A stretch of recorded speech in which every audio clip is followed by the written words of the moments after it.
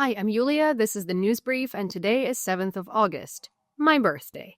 Anyways, we're going to be talking about things that I would like to receive for my birthday, which is a long-lasting peace for Ukraine, and this week is, I wouldn't say a milestone in that direction, because we all know how negotiations with Putin go and how Trump's ultimatums end, but let's recap.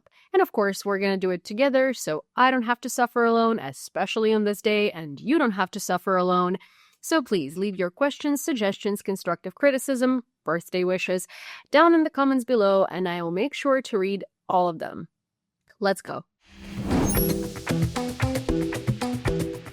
Well, tomorrow, Friday the 8th, is going to be a very big day. One, I'm actually going to celebrate my birthday with my friends. And two, which is last but not least at all, it's going to be the negotiation or a conversation between Trump and Putin. And this is the day where Trump's ultimatum for Russia to step up and the war is coming to an end. Or expiring, let's put it that way. There have been conversations between Trump and Putin this week, and they have been described by Trump as productive and by Witkoff as a refusal to call it a breakthrough, which is already so inspiring, isn't it? Trump expressed readiness to meet with both Putin and Zelensky, and Putin expressed readiness to bomb Ukraine as heavily as possible, because we have been under warning of a massive of a massive strike coming onto major cities of Ukraine for the past 2 to 3 days. So every time there is a ballistic air raid or an air raid in general, we slightly freak out because we expect 700 drones and many tens of missiles to be hitting our surroundings in the near future in the next couple of days, because of course Putin does that every single time there is a negotiation underway. Zelensky, of course, warned the rest of the world and Trump not to fall for Putin and not to fall for Putin's promises because, again, we all know how that ends.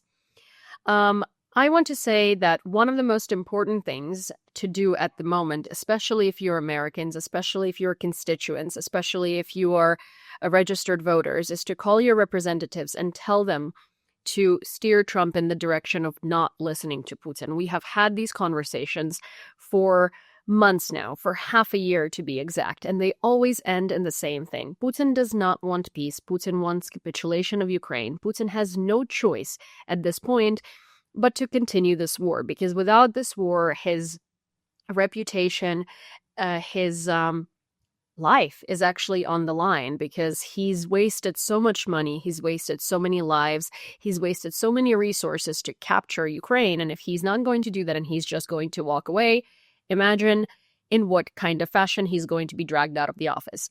Now, one of the biggest things that I want to remind President Trump, and I want to ask you to remind President Trump, is that Putin always lies. He's going to try and he's going to convince Trump that he's working on it. He's going to try and convince him that he wants peace. He's going to try and convince him that things are going to change. He's going to try and convince him that the resolution is ongoing and incoming. We have heard this narrative many, many times before. Russia is the boy who cried wolf. I do want to actually bring up a situation that I think very well describes what Russia is like. Recently, Vladimir Putin's love child, or his illegitimate daughter who lives in Paris, came out against her father and said that she's not responsible for her family's shortcomings or for their crimes because they don't even listen to her, implying basically that they have no relationship, right? However, that same daughter was born to a professional cleaner for a mother, which is okay, who was working with Putin at some point.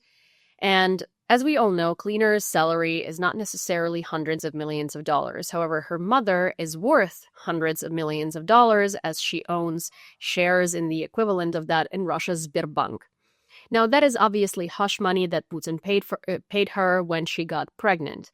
Her daughter lives a luxurious lifestyle in Paris. You know, she flies helicopters, private jets, wears designer outfits, carries incredibly expensive bags and watches and jewelry. So all that to say is that when it comes to accepting money and when it comes to living a luxury lifestyle provided by Putin and his crimes and his theft, then they're all in. When it comes to being responsible for his crimes, because they surely do benefit greatly off of them, then they want nothing to do with him. And I think that this kind of hypocrisy and this kind of dichotomy is the very essence of Russia and Russians, because they will lie to you. They will tell you that they're not responsible. They will tell you that they're doing everything possible for the killing to stop, for the war to stop. They try to play these selfless people who continuously keep sacrificing in order to reach certain goals. But it's all a facade. It's all a lie. None of this is true.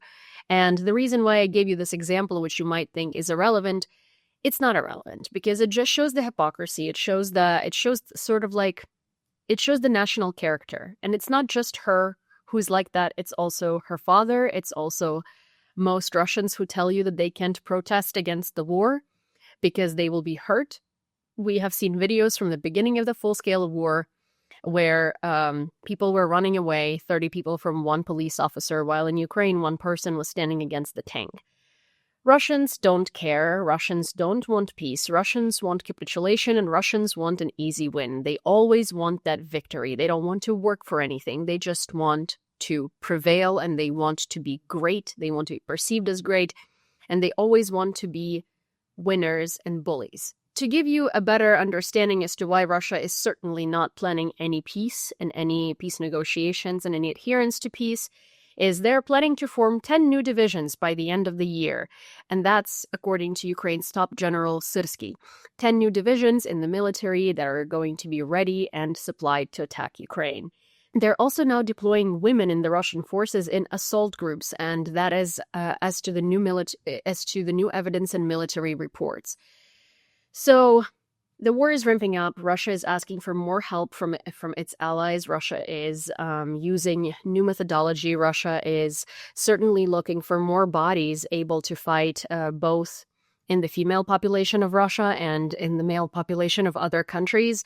Russia has been tricking lots of different citizens of different countries in the continent of Africa into joining. Russia has been tricking Pakistanis. Russia has been taking North Korean soldiers. Again, there is no sign of stopping the war. The only thing that Russia might do is stop the war in order to regroup, recuperate, and hit harder. They are not looking for peace. The only way to achieve peace is to let Ukraine win and supply Ukraine with weapons to accomplish that. And again, I do really, really want to remind everybody that that's the main point and the main subject that should be circulating news and media right now. Russia's general staff is also apparently misleading Putin about the situation at war, and that's according to the ISW. They keep giving him better numbers. They keep telling him that things are much better than they actually are. They are giving him unrealistic estimates, and they're giving him unrealistic accomplishments that have actually not been made. Again, to sum it up, it's been 3.5 years, and Russia has lost over 1 million people by sending them to the war in Ukraine, and they only were able to capture a couple of villages since their initial push in the beginning of the full-scale invasion.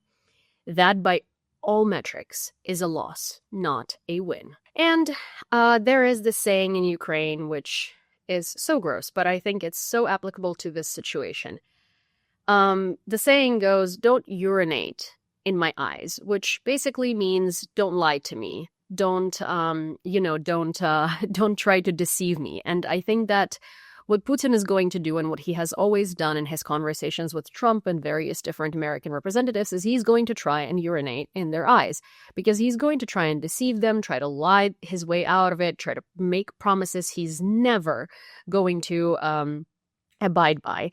And again, I think one of the most important things is, especially for you, those who are in America who support Ukraine, is to continuously keep reminding that to Trump and continuously keep reminding that to your representatives, because he needs to remember that this conversation is not about getting a resolution. This conversation is about Putin deceiving and lying and buying more time so he can continue doing what he's doing. Because to be fair, it's not that, the Trump admin doesn't have strategy in this war and how to end it, but Putin doesn't have strategy in this war either. He's gotten himself into a place that he can't get out of. And the only thing he can do is continue this war and continue the killing and continue lying to his population that everything is going great and according to plan and Russia is prevailing.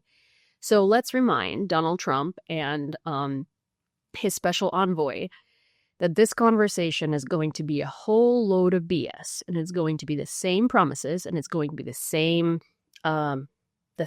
statements over and over again. And the outcome is going to be the same. Putin is going to say that he wants peace, and then he's going to bomb Ukrainian cities and sleeping peaceful civilians, as he always does.